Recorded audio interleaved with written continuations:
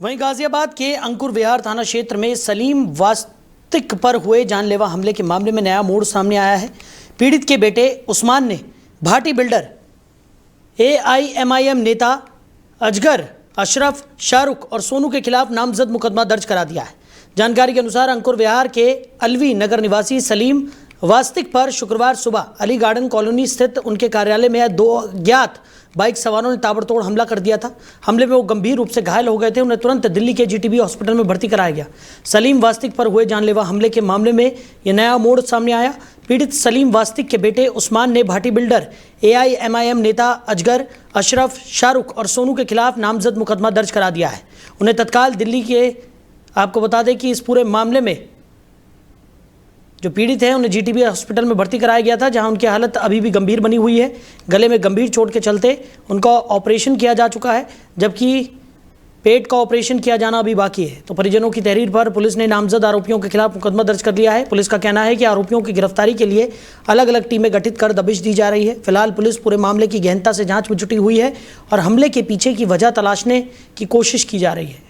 मैं कहाँ जाना, काम ख़त्म हो गया नहीं हो गया, तो हम ऐसे बात कर रहे थे उनसे। तो कहा वो मोटरसाइकिल वाले दोनों उधर से आए थे और आके 10 मिनट के बाद फिर वो वापसी गए। हमने कहा यार अभी होली का आया नहीं, 4-5 दिन बाकी है, ये लोग कहाँ से होली खेल के आ गए। तो उनके कपड़े रंगे थे। हाँ जी, नॉर्मल तरीके से गए हैं। ये नहीं भाग नहीं 10 मिनट में ही चले गए। 15 मिनट में काम करके गए हैं। अच्छा, हमें पता लगेगा जब तो हम कोई चिल्लाएगा, पड़ोसी तक नहीं चिल्लाया इनका। मोटरसाइकिल पे थे। हेलमेट लगाया हुआ था। हेलमेट लगा हुआ था। और कपड़े बांध रखे चेहरे पे, कुछ मुंह पे हेलमेट, तो कपड़े क्या जरूरत है। तो चेहरा नहीं दिख रहा था। चेहरा पहचान, दाढ़ी मतलब दाढ़ी दिखाई दे रही थी।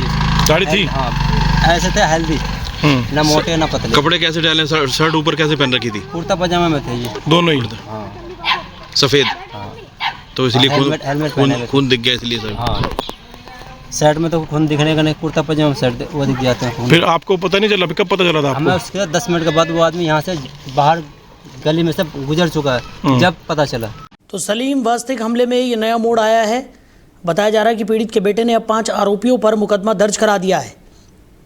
बड़ी खबर आपको बता रहे हैं गाजियाबाद से ये खबर।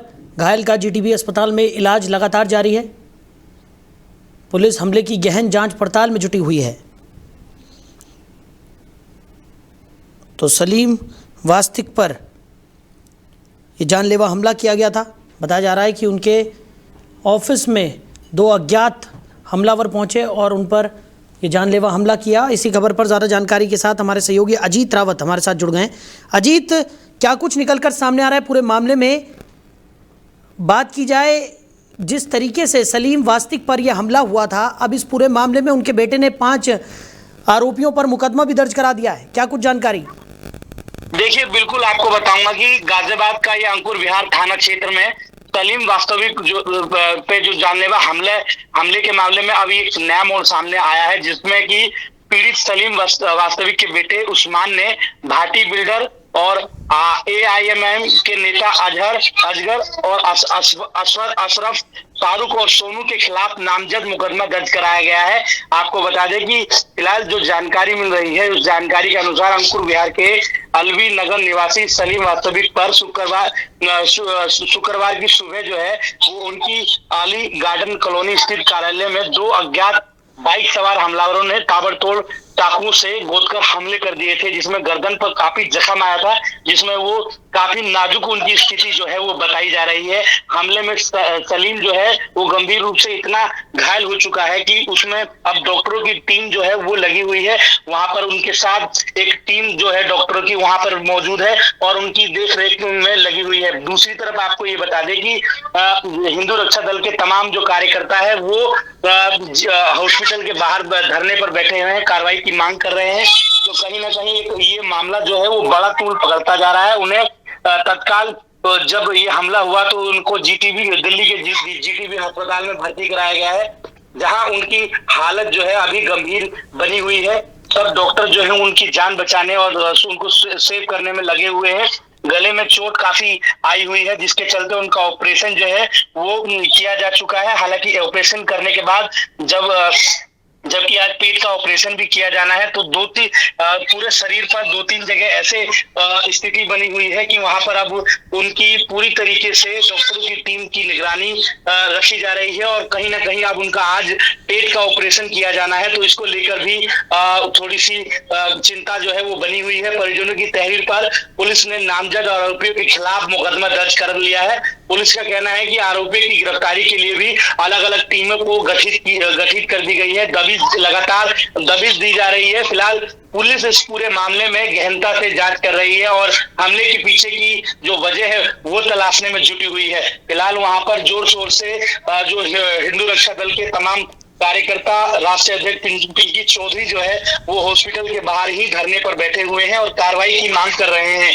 ये कहीं ना कहीं सलीम वास्तविक का जो मामला है वो तूल पकड़ता जा रहा है और कहीं ना कहीं इनके पीछे के, क्योंकि लगातार वो पूर्व में भी इस्लाम से जुड़े चीजों को निष्पक्ष रखते थे, अपनी बात रखते थे, क्योंकि वो एक्स मुस्लिम थे और उन्होंने अपना नाम भी नहीं बदला था। हालांकि इसी सब चीजों से कई लोग उनसे आवेश में थे, मतलब आक्रोश थे और इसी के साथ ये जो घटना हुई उनके साथ दर्दनाक घटना है। और कहीं ना कहीं जो मनोज तिवारी दिल्ली के जो बीजेपी के सांसद है वो वहां मौके पर पहुंचे थे और उन्होंने भी कार्रवाई का आश्वासन जो है वो दिया था, मिलने के लिए पहुंचे थे, हालचाल जानने के लिए पहुंचे थे। एक बड़ी बात है कि इस तरीके से घटनाक्रम करके वो बदमाश जो है वो फरार हो जाते हैं। हालांकि गाजियाबाद पुलिस पूरी तरीके से मुस्तैद है इस मामले में और इसमें टीमें गठित की गई है। कहीं ना कहीं अब ये देखने वाली बात होगी कि पुलिस